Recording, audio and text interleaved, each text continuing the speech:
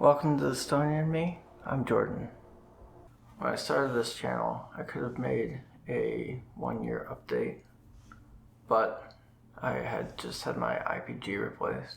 That's an implanted pulse generator, as well as I had just started a new school year. So that opportunity never came up. Today I want to cover 2 years with implanted devices in my body.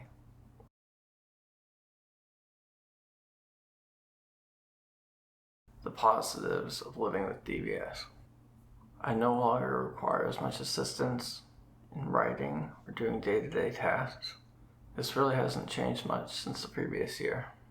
I'm able to write without pain every day, although most days I still choose to type, just because it's an easier task. And my handwriting hasn't improved. I would have what some would term doctor's handwriting, or in the US, chicken scratch. That's another term for illegible handwriting. I no longer have difficulty pouring drinks or worrying about breaking dishware. Similar to the first point, being able to perform very precise, fine motor tasks that are required in the neuroscience lab that I work in, such as delicate histology work. I can recall using a micropipette before surgery. My hand would be shaking so much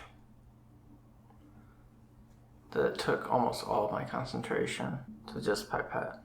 Now my use of micropipettes and standard pipettes is so much less tedious and exhausting. I'm able to do this for around an hour now before I need to take a break or do something else. And lastly, generally not being held back. By this, I mean in the first year I was very cautious about doing anything physical or pushing myself too hard. I think that I was afraid of damaging my implants or injuring myself. And during that first year, I wasn't living the life that I felt I should be. I've since been exercising more and just generally have been trying to look after my health more. Now the negatives.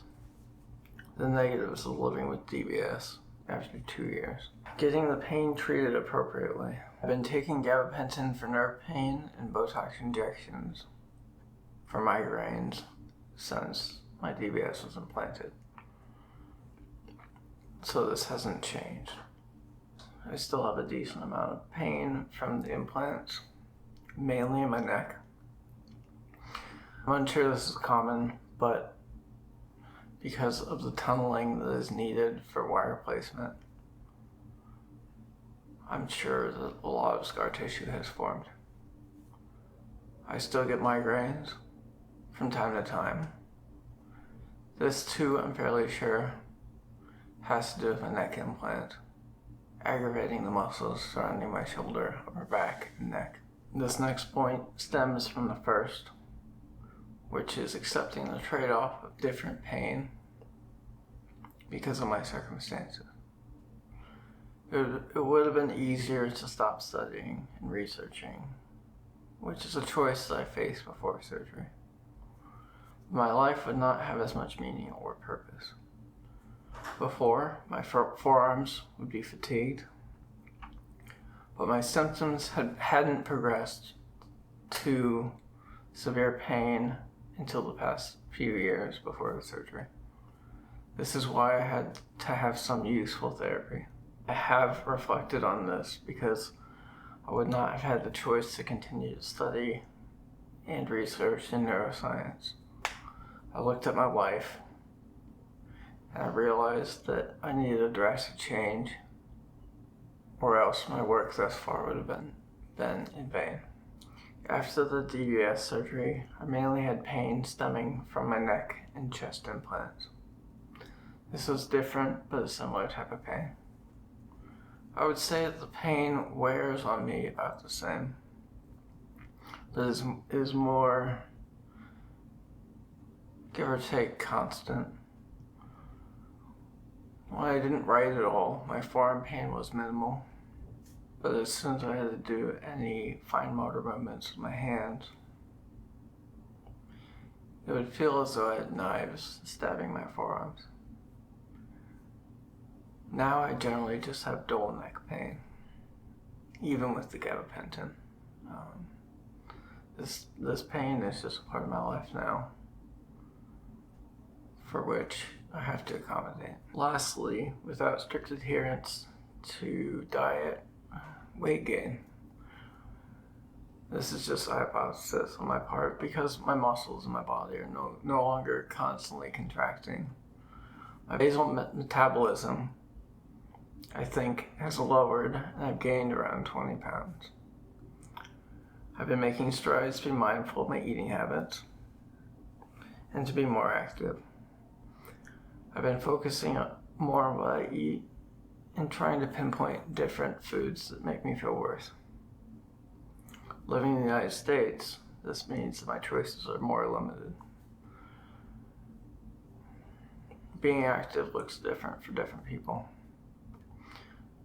But if I can manage to weight lift around 3 times a week and walk or cycle on the other days, that way I know I will feel much better. And sometimes I just need to let my body rest. There were a couple of caveats as well, although these were not as consistent as those noted earlier. They still should have attention brought to them. After the first implant, I was working full-time for a short stint. I felt great until I worked myself into perpetual fatigue. I was walking to and from work at the laboratory, which was less than half a mile away. But after a couple months, I began shuffling my feet on the walk home. It reached a point where I was having to stand for about a minute before my body would allow me to continue to walk home. This symptom was subsequently alleviated once I saw my neurologist for a follow-up programming session and moving to part-time work. The next time I experienced an abnormal gait symptom was after my IPG was replaced. With a different pulse generator, the stimulation parameters sometimes will need to be adjusted. I wanted to highlight that this is not a cure. And if you're thinking that it is for you, please take time to decide. Talk to your doctors and reach out to others who have had this procedure. It is life-changing, but should only be undertaken when all other options are exhausted.